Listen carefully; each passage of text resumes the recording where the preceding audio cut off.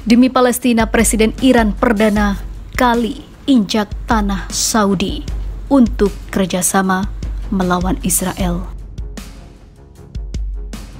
و اون که جلوی آتش بس رو گرفته امریکایی ها هستن، اون که داره دامنه جنگ رو توسعه میده امریکایی ها هستن، ریشه همه این مفاسد امریکایی ها هستن.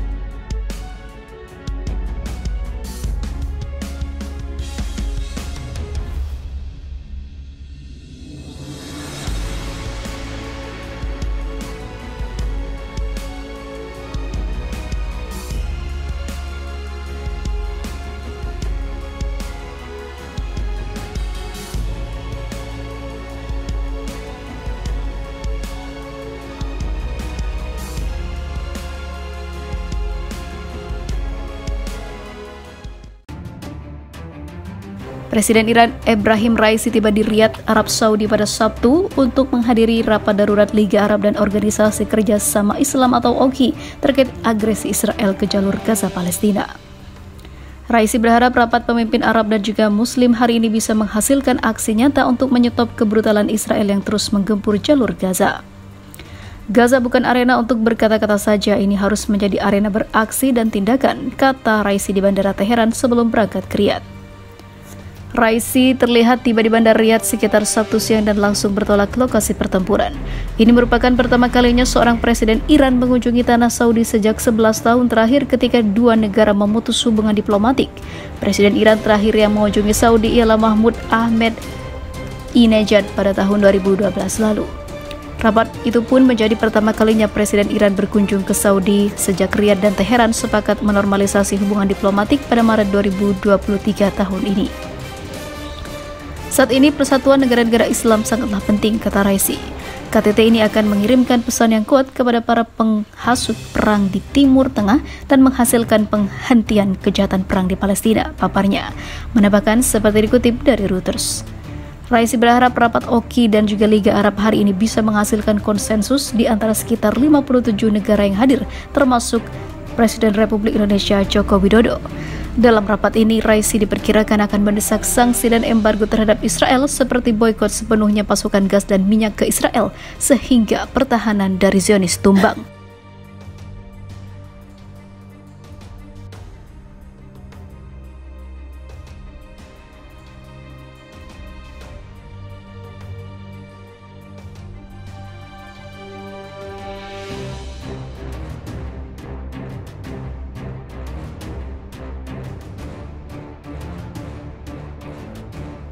Bikin tentara Zionis nangis.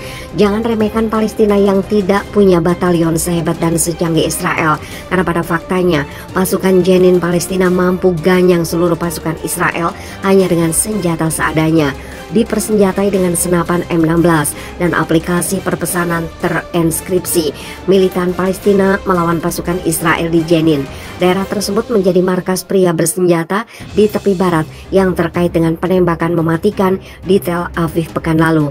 Tumpukan ban mobil ditumpuk tinggi menjadi barikade jalan yang terbakar saat jeep tentara Israel datang lagi untuk menyerang benteng pertahanan lama terhadap penjajahan ini.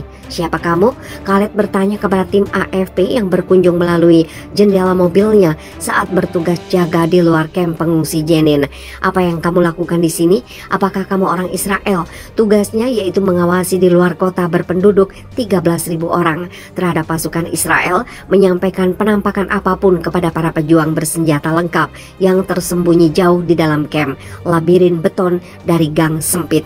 Setelah Israel mengalami gelombang serangan selama 3 minggu yang merenggut 14 nyawa mengejutkan bangsa itu, tentaranya telah memfokuskan tanggapannya pada kamp yang bergolak ini sejak Sabtu. Namun Jenin bertekad untuk melawan. Tujuan Israel yaitu menangkap kerabat dan pendukung penembak Tel Aviv berusia 28 tahun, Ra'ad Hazem. Pahlawan baru kamp itu yang membunuh 3 warga sipil Israel, melukai lebih dari 1 lain di Tel Aviv minggu lalu. Penjaga lain yang menggunakan nama samaran Mohammed mengatakan, kami mencoba mengidentifikasi mobil dan orang asing yang tidak dikenal menyampaikan informasi ini di Telegram. Kami takut pada Mistarafim, yaitu unit Israel yang berpura-pura menjadi orang-orang dari negara kami yang berbicara bahasa Arab, berpakaian seperti kami. Kami khawatir mereka akan diterima di grup Telegram membagikan informasi palsu.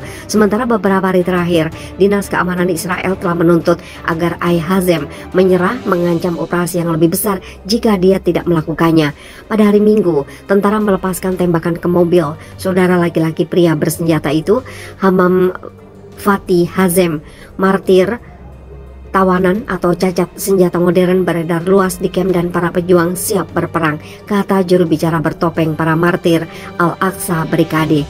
Faksi yang berafiliasi dengan gerakan Fatah, gerakannya hidup berdampingan dengan kelompok Islamis Hamas dan Jihad Islam. M16 dan senapan serbu serupa yang dijarah dari perdagangan pasukan Israel punya harga sekitar 15.000 euro atau 16.200 US dollar di sini. Unit tempur dikerahkan di jalan dan gang camp, kata juru bicara itu. Camp itu penuh dengan senjata. Kami menegaskan komitmen kami di dalam camp untuk mengusir pendudukan ini melalui segala cara dan semua taktik pertempuran. Tambahnya, Sal Kevie, kotak-kotak di wajahnya dan senjata otomatis di tangannya. Janin telah melihat pertempuran sengit sebelumnya. Pada April 2002, perang kota berdarah dengan pasukan Israel menyebabkan puluhan orang tewas. Sebagian besar camp menjadi puing. 20 tahun kemudian tidak ada yang berubah. Untuk orang-orang muda di sini, kata Ahmed Tobasi, direktur ruang pertunjukan di camp Teater Kebebasan, ada keadaan frustasi yang konstan, kata pria berusia 37 tahun yang kehilangan banyak teman dalam pengepungan pada 2002.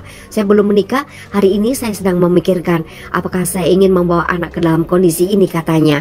Hari ini sebagian orang di camp Jenin, Anda tumbuh mengetahui masa depan saya terbatas pada 3 pilihan, menjadi martir, tahanan, atau cacat.